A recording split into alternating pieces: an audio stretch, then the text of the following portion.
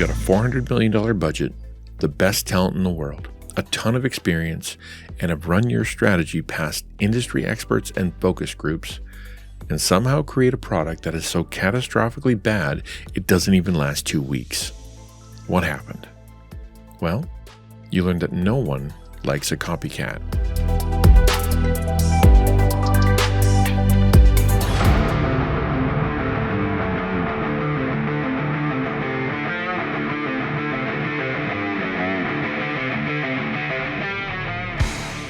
It started in 1996 with Quake, a game that sold 1.7 million copies and defined the genre. It was so good, some fans built a mod on top of it called Team Fortress, which became the biggest mod in the world.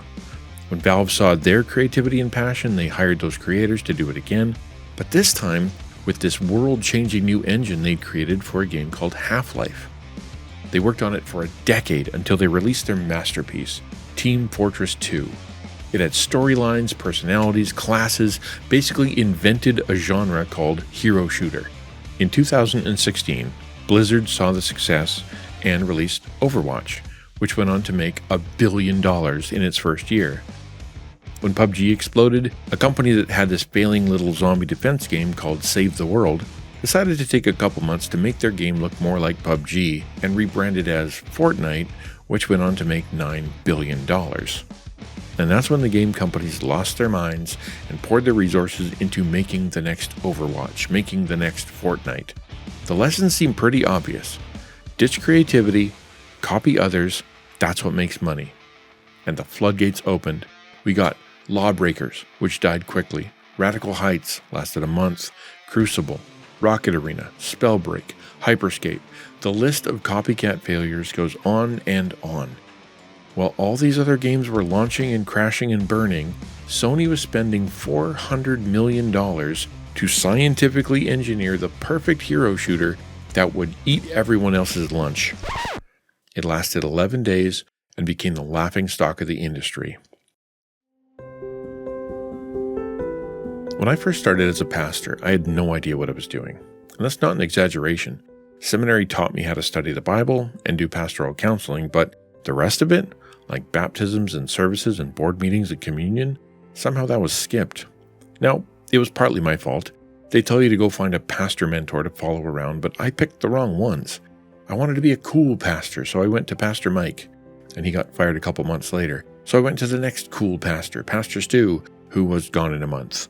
For years, I bounced around church after church, pastor after pastor, ministry after ministry, big, little, suburb, multi-ethnic church plant, everything else, trying to find out what I was supposed to be doing, until I threw up my hands and said, God, I am sick of trying to figure this out, so I'm going to just say yes to whatever I'm asked to do next.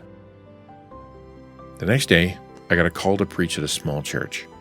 Now, I'd never considered preaching. Being on stage is terrifying to me. I wanted to be in the sound booth, the band, doing computer stuff, anywhere except on stage, but I told God I'd say yes, so I did, and it led to 16 years of being a preaching pastor. But as I said, when I started my first church, I was clueless. So I coped by trying to do what I did in seminary, copy the cool pastors. I listened to sermons and read books so I could be anyone except myself because I was clearly underqualified, but those guys knew what they were doing. After some of those pastors started to get caught up in controversies, I ended up having to ask myself the question again. Okay, what am I supposed to be? Why did God call me and not someone else?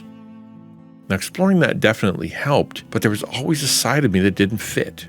Deep down, I still wanted to be behind the scenes, in the sound booth, fixing computers, making videos, websites, blogs, podcasts. But I left all that at home.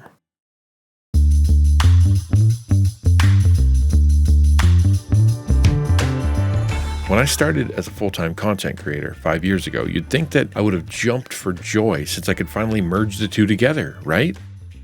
But no, I made the same mistake again, except this time I put the preacher away in favor of the nerd. I didn't want to treat my channel like a church, so I just looked at the big gaming streamers and tried to do what they did. But the result was the same.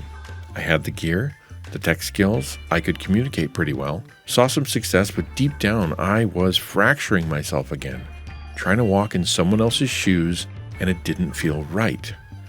Now today, I can honestly say that I've merged both sides of myself. I've never felt more excited about what I get to do.